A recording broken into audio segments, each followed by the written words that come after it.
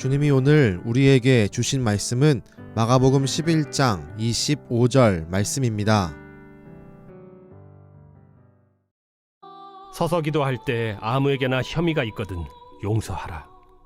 그리하여야 하늘에 계신 너희 아버지께서도 너희 허물을 사하여 주시리라.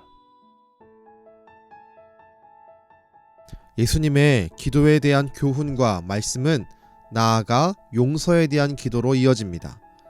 예수님은 우리의 기도에 반드시 빠지지 말고 기도해야 할 것으로 용서를 말씀하십니다.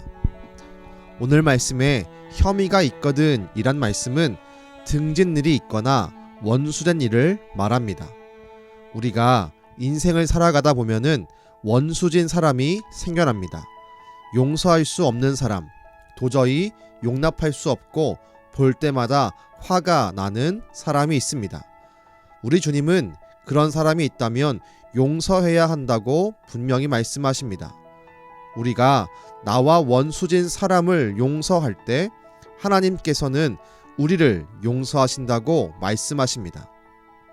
그렇다면 왜 예수님은 기도하는 모습과 원수를 용서하는 모습을 연결해서 말씀하고 계실까요? 그 이유는 기도가 가지는 특징이 있기 때문입니다. 어떤 사람이 하나님께 기도할 수 있겠습니까? 하나님과의 관계가 회복된 성도만이 하나님께 간구하며 기도할 수 있습니다. 하나님과의 관계가 회복되었다는 뜻은 하나님께서 우리의 죄를 용서하심으로 우리를 자녀로 받아들였다는 의미입니다. 즉, 우리가 하나님을 향해 기도하는 행위는 우리가 하나님께 죄를 용서받았다는 또 하나의 증거가 됩니다. 우리는 구원받을 수 없는 죄인이었고 하나님과 원수된 사이였습니다. 로마서 5장 10절은 이와 같은 우리를 향해 하나님이 어떻게 우리에게 나타나셨는지를 말씀합니다. 곧 우리가 원수 되었을 때에 그의 아들의 죽으심을 말미암아 하나님과 화목하게 되었은즉 죄로 인해 하나님과 원수된 우리를 용서하시고 화목하게 하게 만들기 위해 예수님이 십자가를 지셨습니다. 성도는 예수님의 생명의 희생으로 하나님과 화목하게 되었습니다.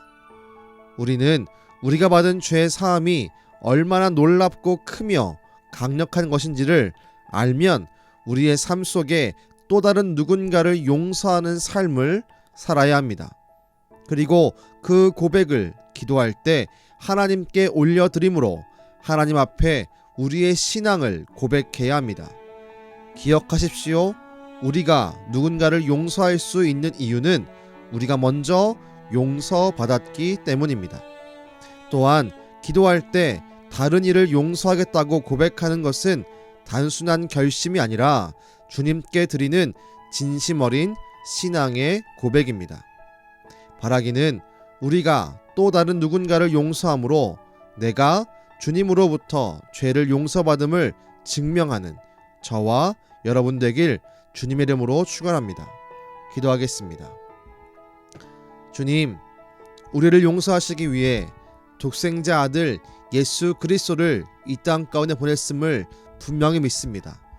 우리가 받은 용서는 그 어떤 것보다도 크고 강력하며 위대한 것이고 비교할 수 없음을 우리가 이 시간 믿음으로 고백합니다.